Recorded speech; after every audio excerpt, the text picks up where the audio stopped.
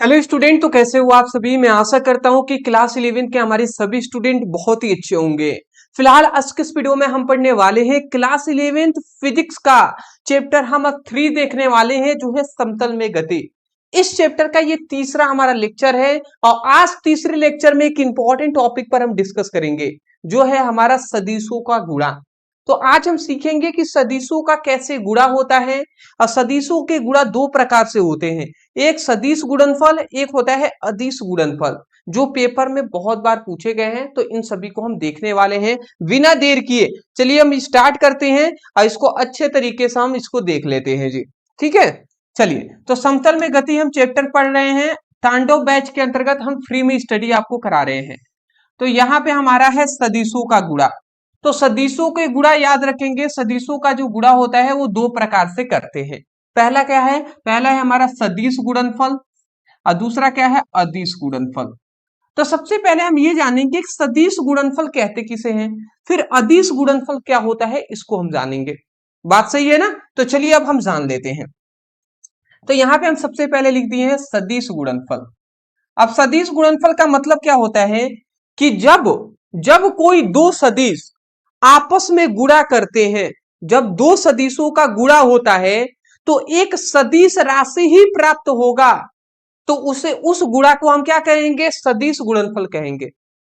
और अदिश गुणनफल मतलब जब दो सदिश राशियां आपस में गुणा करके करते हैं, जब दो सदिश राशियां गुणा करते हैं तो एक अदिश राशि यदि प्राप्त होता है तो उस गुणा को, उस गुणनफल को हम अदिश गुणनफल कहेंगे।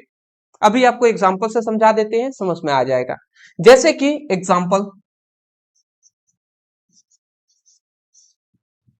एग्जाम्पल में जैसे अगर हम आपको समझाना चाहें, जैसे कि सपोज डेट ये एक सदिश राशि है हमारा, एक सदिश है ए और एक सदिश है हमारा बी। तो जब दो सदिश आपस में गुणा करते हैं, जब दो सदिश आपस में गुणा करते हैं तो क्या बनेगा, तो हमारा एक एक सदिश राशि प्राप्त होता है जो है सी। तो जब दो सदिश राशियां आपस में गुणा करते हैं तो एक हमें सदिश राशि ही प्राप्त होगा, तो उस राशि को हम सदिश गुणनफल कहेंगे। अब कैसे पता कि ये सदिश राशि है, तो हमने आपको बताया है कोई भी, मान लेते हैं ये एक डी है, ये एक राशि है, अगर इसके ऊपर तीर का चिन्ह है, एरो का चिन्ह है, तो आप समझ जाइए ये एक सदिश राशि है। तो देख लीजिए यहाँ पे सी के ऊपर क्या है, एरो है ना, तो ये एक सदिश राशि है। तो मतलब जो अब दो सदिश राशियां गुणा करने पर एक सदिश राशि ही प्राप्त होता है, तो उस गुणा को हम क्या कहेंगे, सदिश गुणनफल कहेंगे।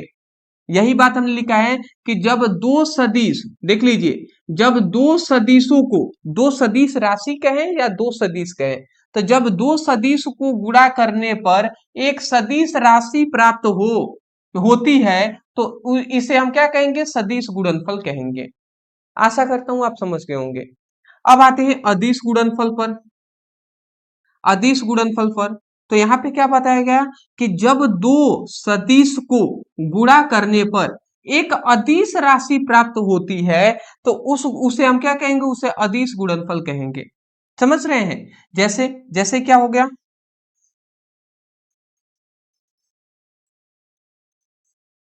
जैसे यहाँ पे एक हमारा सदिश राशि है, मान लेते हैं ए, और एक हमारा सदिश राशि है बी। तो जब दो सदिश राशि आपस में गुणा होते हैं ना, तो जो हमारा प्राप्त होगा वो मान लेते हैं सी प्राप्त हुआ। तो जो ये सी प्राप्त हुआ इसके ऊपर एरो का चिन्ह नहीं है, तो इसका मतलब ये हमारा क्या हो जाएगा, ये हमारा क्या हो जाएगा, अदिश राशि हो जाएगा। समझ रहे हैं। जैसे अगर हम ऐसे ना कहकर आपको ऐसे समझा दे, मान लेते हैं ये एक सदिश राशि है, ये एक सदिश राशि है, ठीक है। सपोज डेट ऐसे मान लेते हैं जब दो सदिश आपस में गुणा करते हैं तो मान लेते हैं इसका प्रतिफल अगर हमें मिला, इसका जो जब गुणा करेंगे तो जो हमें मिला तो वो ए बी कॉस थीटा मिल गया। ठीक है, ए बी कॉस थीटा मिल गया। तो यहाँ पे अगर आप हमें देखें, यहाँ पे अगर आप देखते हैं तो जब दो सदिश राशियां हैं और इसके ऊपर जो हमें प्रतिफल मिला है वो उसके ऊपर कोई तीर का चिन्ह है जी, नहीं है, तो इसका मतलब ये हमारा अदिश राशि है। तो ये हमारा क्या है जी, अदिश है। तो अगर अदिश राशि प्राप्त हुआ है तो इसको अदिश गुणनफल कहेंगे। यहाँ पे देखेंगे तो यहाँ पे तीर का चिन्ह है, अगर मैं आपसे पूछूं तो यहाँ पे तीर का चिन्ह है तो बिल्कुल है, तो यहाँ पे इसका मतलब ये सदिश राशि है। समझ रहे हैं ना? तो हम यहाँ पे परिभाषा क्या कहेंगे कि जब दो सदिश गुणा करते हैं, मतलब जब दो सदिश आपस में गुणा करने पर एक अदिश राशि अगर प्राप्त होता है तो उसे हम अदिश गुणनफल कहेंगे। समझ रहे ना? तो ये बातें हैं जी। अब यहाँ पे अदिश गुणनफल में ए बी कॉस थीटा होता है, ये आप याद रखेंगे। अब यहाँ पे स्टूडेंटों को एक डाउट आता है, स्टूडेंटों को दो डाउट आते हैं। सबसे पहला डाउट जानते हैं क्या है कि सर गुणा में यहाँ पे आपने एरो का चिन्ह लगाया है, गुणा का चिन्ह लगाया है, यहाँ पे आपने बिंदु दे दिया है। तो एक बात आप याद रखेंगे कि जब दो सदिश आपस में गुणा करते हैं तो अगर हमारा सदिश राशि प्राप्त होगा ना, तो वहां पे याद रखेंगे पीछे हम गुणा में एरो का मतलब गुणा का चिन्ह लगाएंगे। परंतु अगर अदिश राशि प्राप्त होता है तो दो सदिशों के बीच जो गुणा का चिन्ह होगा वो इस तरीके से नहीं होगा, बल्कि एक छोटा सा बिंदु का हम दर्शाएंगे। बिंदु भी गुणा ही है, ये आप याद रखेंगे। समझ गए? दूसरी बात यहाँ पे थीटा कहते हैं क्या है जी, तो मान लेते हैं एक बिंदु है, ये एक सदिश है हमारा, मान लेते हैं सपोर्टेड ए, ये एक सदिश है जो मान लेते हैं हमारा सदिश है बी। तो जब दो सदिश आपस में जब दो सदिश ए और बी हैं, इनके बीच बना कोण थीटा है। ठीक है, जब दो सदिश ए और बी है, इनके बीच बना कोण थीटा है, तो वही हमारा दो सदिशों का जो गुणा होगा, ठीक है ना, वो ए बी कॉस थीटा हो जाएगा। दो सदिशों का अदिश गुणनफल ये कह देंगे, और ये दो सदिशों का सदिश गुणनफल हम कह सकते हैं। तो मैं आशा करता हूं इतनी बात आप समझ गए होंगे। अब इसमें सबसे इंपॉर्टेंट पॉइंट्स है, इसमें कुछ आपको नोट्स में याद रखने हैं बातों को। क्या याद रखना है समझिएगा। तो यहाँ पे नोट में ये सबसे इंपॉर्टेंट होता है, यही से आपको समझना है।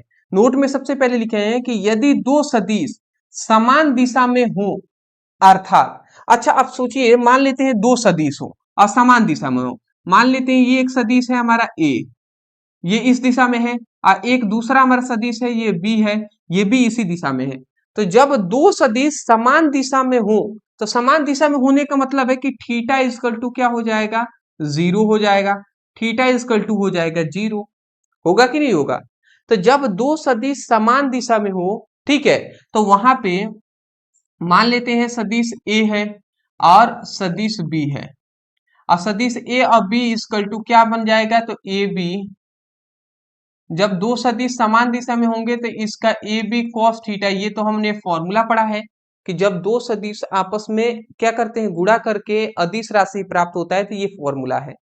और जब दो सदिश राशि समान दिशा में हो तो वहां पे थीटा का मान क्या हो जाएगा, जीरो हो जाएगा। तो अगर हम जीरो इसका मान रखते हैं तो सदिश ए और सदिश बी, तो ये हमारा क्या हो जाएगा, ए बी क्या हो जाएगा, कॉस थीटा हो जाएगा,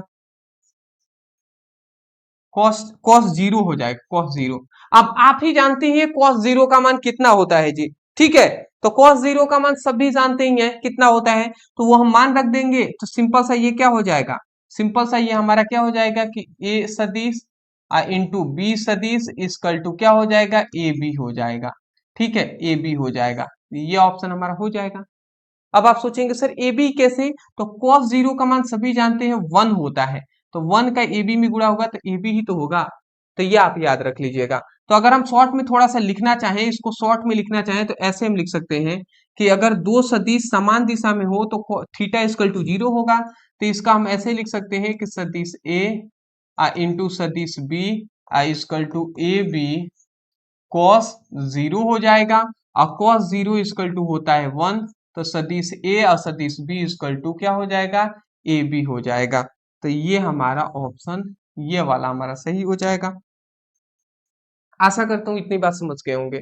दूसरा हमारा यहाँ पे कह रहा है, दूसरा दूसरा कह रहा है यदि दो सदिश एक दूसरे के विपरीत हो तो क्या होगा। तो यदि दो सदिश हैं, दो सदिश हैं, मान लेते हैं ये एक सदिश है, इस तरीके से ये हमारा ए सदिश है, और जस्ट इसके विपरीत एक सदिश है जो हमारा बी सदिश है। तो इन दोनों के बीच कितने डिग्री का कोण बनेगा जी, तो 180 डिग्री का, 180 डिग्री का कोण बनेगा। ठीक है, 180 डिग्री का कोण बनेगा। तो यहाँ पे जब दो सदिश हों, मान लेते हैं ये एक सदिश है ए और ये एक सदिश है बी, तो इनका फॉर्मूला क्या होता है, ए बी कॉस थीटा। और यहाँ पे कोण कितना डिग्री का बन रहा है जी, कोण बन रहा है 180 डिग्री का। तो यहाँ पे अगर हम फॉर्मूले में रख दें तो सदिश ए असदिश B equal to A B cos 180 degree. और यहाँ पे क्या हो जाएगा, सदिश ए इंटू सदिश बी इजकल टू, ये हमारा क्या हो जाएगा, कॉस 180 डिग्री का मान कितना होता है जी, कॉस 180 डिग्री का मान होता है -1। तो -1 हो जाएगा, सदिश ए इंटू सदिश बी इजकल टू क्या हो जाएगा, माइनस ए बी हो जाएगा। तो ये हमारा क्या हो जाएगा, मेन फॉर्मूला हो जाएगा। ठीक है, ये हमारा मेन फॉर्मूला हो गया। चलिए, आशा करता हूं आप समझ गए होंगे। अगला आता है, यदि दो सदिश एक दूसरे के लंबवत हों, यदि दो सदिश हो एक दूसरे के लंबवत होंगे तब क्या होगा। तो सिंपल सी बात है, अगर लंबवत होंगे, मान लेते हैं ये एक सदिश है, मान लेते हैं ये हमारा ए सदिश है, और एक सदिश ये हमारा मान लेते हैं बी सदिश है। दोनों सदिशों के बीच कितने डिग्री का कोण बन रहा है, 90 डिग्री का कोण बन रहा है, 90 डिग्री का कोण बन रहा है। तो जब दो सदिश एक दूसरे के लंबवत होंगे तो 90 डिग्री का कोण बनेगा। तो यहाँ पे अगर हम इसका फॉर्मूला निकालें तो यहाँ पे जब दो सदिश आपस में गुणा करते हैं तो हमारा फॉर्मूला क्या होता है, ए बी कॉस थीटा, ये होता है। अब ये सदिश सदिश A into B equal to क्या हो जाएगा, ए बी, और कॉस क्या हो जाएगा, 19 मतलब 90 डिग्री हो जाएगा। और यहाँ पे सदिश ए इंटू सदिश बी इजकल टू, अब देख लीजिए यहाँ पे cos 90 इजकल टू क्या होता है, cos 90 इजकल टू होता है 0, cos 90 इजकल टू 0। तो यहाँ पे हमारा मेन तक फॉर्मूला क्या हो जाएगा, सदिश ए इंटू सदिश बी इजकल टू 0। ठीक है, तो ए बी इजकल टू 0, मतलब दो सदिशों का, अगर दो सदिश दोनों एक दूसरे के लंबवत होंगे तो वहां पे अदिश, जो इसका अदिश मान होगा वो 0 होगा। ठीक है, तो ये आपको याद रखना है ये सभी पॉइंट्स, कि अगर समान दिशा में होंगे तब क्या होगा, अगर जब दो सदिश एक दूसरे के जस्ट विपरीत होंगे तब जाकर क्या होगा, और जब दो सदिश एक दूसरे के जस्ट लंबवत होंगे तब क्या वैल्यू होगा। ठीक है ना, तो मैं आशा करता हूं कि इतनी बात आपको समझ में आ गई होंगी। तो ये सभी पॉइंट्स आपको याद रखना है, और मेरा काम था, मेरा यही मानना था कि हम आपको बता दें कि सदिशों का गुणा कैसे होता है। ठीक है ना, तो मैं आशा करता हूं आपको समझ में आ गया होगा। तो आज के लिए हम इतना ही रहने देते हैं। फिलहाल हम आपको चैप्टर वाइज सभी इंपॉर्टेंट टॉपिक एक एक करके हम करा रहे हैं पर डे। तो कंसिस्टेंसी के साथ अब वीडियो आएंगे, मैं पूरी तरीके से विश्वास के साथ कह सकता हूं।